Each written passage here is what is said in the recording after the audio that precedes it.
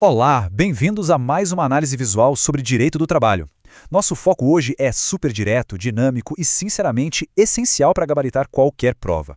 A gente vai explorar exatamente como a legislação trabalhista brasileira precisou se adaptar a essa nossa era digital. Porque, convenhamos, o mundo evoluiu daquele controle de ponto de papelão direto para o login em nuvem, e as bancas examinadoras simplesmente adoram testar quem domina de verdade essa transição. O objetivo dessa nossa explicação é destrinchar os mínimos detalhes das leis mais recentes e o entendimento consolidado dos tribunais sobre o teletrabalho, garantindo que nada passe despercebido. Então vamos lá! O nosso roteiro de hoje vai cobrir rapidinho as seguintes áreas: o conceito legal de teletrabalho, a questão da subordinação e o artigo 6º, o controle de jornada, o regime de sobreaviso e, para fechar, as inovações trazidas pela Lei 14.442 de 2022. Entrando já na nossa seção 1, o conceito legal de teletrabalho, ou seja, definindo o espaço de trabalho digital. A grande sacada aqui, a palavra mágica mesmo, é o não. É o seguinte, antes a lei exigia que o trabalho fosse prestado, e prestem atenção nessa palavra, preponderantemente fora da empresa. Só que com a atualização da Lei 14.442 lá em 2022, esse conceito foi ampliado. O que isso significa na prática? Que aquele famoso regime híbrido agora é oficialmente reconhecido. Quer dizer, o fato do trabalhador comparecer de vez em quando ou até habitualmente à empresa para realizar tarefas específicas, de forma alguma descaracteriza o regime de teletrabalho. E olha, essa flexibilidade é um prato cheio para aquelas perguntas cheias de pegadinhas de múltipla escolha. E por falar em pegadinha, a atenção máxima a essa armadilha clássica. A própria lei teve o cuidado enorme de registrar textualmente que não existe, repito, não existe equiparação legal entre o regime de teletrabalho e a ocupação de operador de telemarketing ou teleatendimento. Eles têm regras completamente diferentes, jornadas e naturezas jurídicas distintas perante o Tribunal Superior do Trabalho. É super crucial não deixar que enunciados confusos misturem esses dois mundos na hora da prova. Avançando para a nossa seção 2, subordinação e o artigo 6º, o famoso mito do home office sem chefe. Pessoal, acompanhe comigo. Os meios telemáticos e informatizados de comando, controle e supervisão se equiparam para fins de subordinação jurídica aos meios pessoais e diretos. Essa é a redação do parágrafo único do artigo 6º da CLT. Mas o que é realmente chocante notar aqui é o ano dessa legislação, 2011. Pois é, bem antes daquele boom gigantesco do trabalho remoto, a Lei 12.551 já promovia uma verdadeira revolução na CLT. A mensagem do legislador foi muito clara, não importa se a ordem é dada cara a cara no escritório ou por uma notificação no sistema corporativo. O poder diretivo não evapora no teletrabalho, ele só ganha novas formas.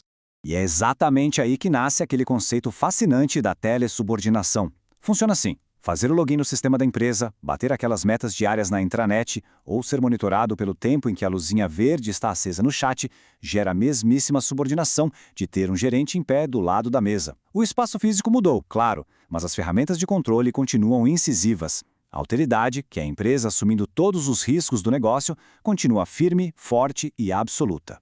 O que nos leva perfeitamente para a seção 3, controle de jornada. Como medir o dia digital?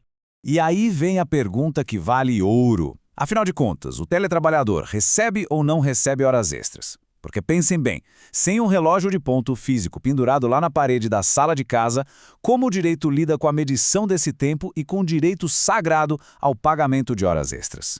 Vamos destrinchar essas regras porque é aqui que muita gente escorrega. A regra geral histórica, lá do artigo 62 da CLT, traz a presunção de que o teletrabalho é incompatível com o controle fixo de horários, logo, sem horas extras. Além disso, a lei de 2022 deixou bem claro que se a remuneração for por produção ou por tarefa concluída, não tem controle de jornada de jeito nenhum. Agora, se o contrato for feito por jornada, aí sim aplica-se o rigor da marcação do tempo. E aqui está a exceção crucial, o grande detalhe que cai em prova. A falta de controle é só uma presunção. Se houver provas de que a empresa, de fato, monitorava as horas reais de trabalho, seja por log de acesso ou reunião no Zoom obrigatória para abrir e fechar o dia, ou webcam ligada, o direito a horas extras é totalmente garantido e o pagamento é devido. Seguindo em frente, entramos na seção 4, o regime de sobreaviso, a arte de desconectar do trabalho. Pensem numa situação super comum hoje em dia. Será que o simples uso do celular corporativo ou ter o aplicativo de mensagens da empresa no próprio aparelho depois que o expediente acaba significa que o trabalhador continua à disposição? Será que a mente continua batendo ponto? Para entender isso direitinho, a gente precisa olhar para a evolução fantástica da súmula 428 do TST. Lá atrás, na visão antiga, o sobreaviso exigia que a pessoa ficasse literalmente presa dentro de casa, olhando para o telefone fixo sem poder sair. Com a chegada dos bips e celulares, os tribunais atualizaram a visão. A regra passou a ser: apenas carregar o aparelho não configura sobreaviso. A regra de ouro, o que vale hoje, é o estado de plantão. É a submissão ao controle patronal durante o tempo de descanso. Aquele estado de alerta, sabendo que a qualquer segundo o celular pode tocar e vai haver a obrigação de trabalhar, restringindo o lazer. É esse estado psicológico de prontidão que gera o direito a sobreaviso e não um simples pedaço de plástico e metal no bolso. Então, o grande ponto de alívio que a Lei 14.442 trouxe em 2022 foi pacificar as coisas. Muito trabalhador alegava que o simples ato de dar uma checada no e-mail corporativo tarde da noite já era tempo à disposição. Mas o legislador foi bem explícito. O uso dessas ferramentas tecnológicas, infraestrutura ou softwares fora da jornada normal não constitui, por definição legal, tempo à disposição ou sobreaviso. Para que seja considerado assim, é obrigatório haver um acordo explícito, seja individual ou convenção coletiva. Sem isso, a empresa fica totalmente resguardada contra pedidos acidentais de sobreaviso. E agora a nossa reta final. Seção 5. Inovações da Lei 14.442 de 2022. Aquelas atualizações rápidas que despencam nas provas. Vamos passar de forma bem objetiva por esses 4 pontos-chave de 2022. Primeiro, acabou a dúvida de uma vez por todas. O teletrabalho é sim expressamente permitido para estagiários e aprendizes.